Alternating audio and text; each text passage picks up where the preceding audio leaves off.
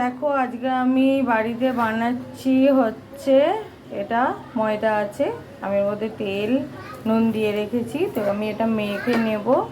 মেখে নেওয়ার পর কিছুটাই মেখে নিয়েছিলাম, এরকম আমি এইভাবে বেলে নেব। বুঝতেই পারছো কি বানাচ্ছি, আজকে আমি এগ রোল বানাচ্ছি। তো এই যে এটা বসিয়ে দিয়েছি, এই যে এক পিট করে আমি হালকা হালকা করে ইয়ে করে নেবো, তারপরে তেল দিয়ে আমি ভাজবো। চলো তোমাদের দেখাচ্ছি। হালকা কাঁচা পাকা করে আমি করে রেখেছি। এরপরে আমি তেল দিচ্ছি কড়াইতে। দেখো ফ্রাইং প্যানে আমি তেল দিলাম, সাদা তেল। এবার আমি একে একে পরোটাগুলো ভেজে নেব। তো এই দেখো এবার আমি ভেজে নিচ্ছি। এবার আমি পারি না আর। এই যে দেখো এক পিঠ আমি ভেজে নিয়েছি, আর এক পিঠ ভাজছি আমি। এবার ডিমগুলো আমি গুলে নেব। দেখো আমার কিন্তু পরোটাগুলো ভাজা হয়ে যাচ্ছে, আমি এইভাবে ভেজে নিচ্ছি। আর একটা পরোটা ভেজে নিচ্ছি। এইভাবে আমি সমস্ত পরোটাগুলো ভেজে নেব। তেল আমি দিয়েছি, এবার আমি ডিমটা দিয়ে দিচ্ছি।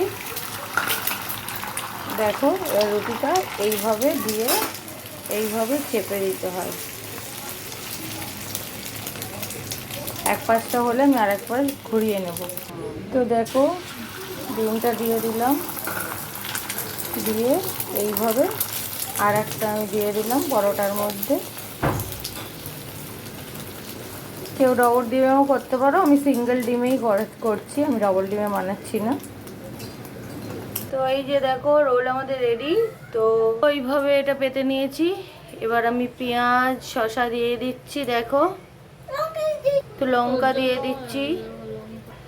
দিয়ে দিচ্ছি, চিলি সস দিচ্ছি,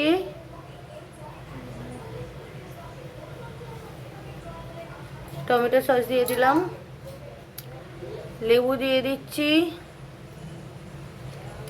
অল্প করে চাট মশলা দিয়ে দিচ্ছি।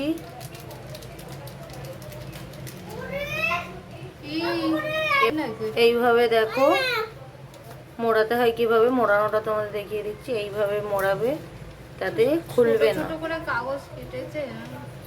এই যে এইভাবে মুড়িয়ে দিতে হবে। তো এইভাবে মোড়াতে হবে, দেখে নাও কিভাবে মোড়াতে হয়।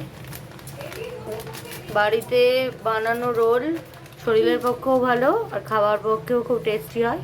তো এই দেখো আমাদের এগ রোল রেডি। তো আমাদের এগ রোল এ নাও, খেয়ে বলো কেমন হয়েছে। এ নাও, চলো খেয়ে বলো কেমন হয়েছে। হ্যাঁ টেস্টি, বাহ। ইউ বলো রেডি। Thank you. কেমন লাগছে ছোটন বড়ন egg roll? Tasty, thank you. করতে হবে, বাহ বাহ, সবাইকে লাইক করতে হবে। শুনে নিলে বন্ধুরা, সবাই তাহলে খেয়ে অবশ্যই কমেন্ট লাইক করে বলো কেমন হয়েছে আজকে আমাদের এগ রোল।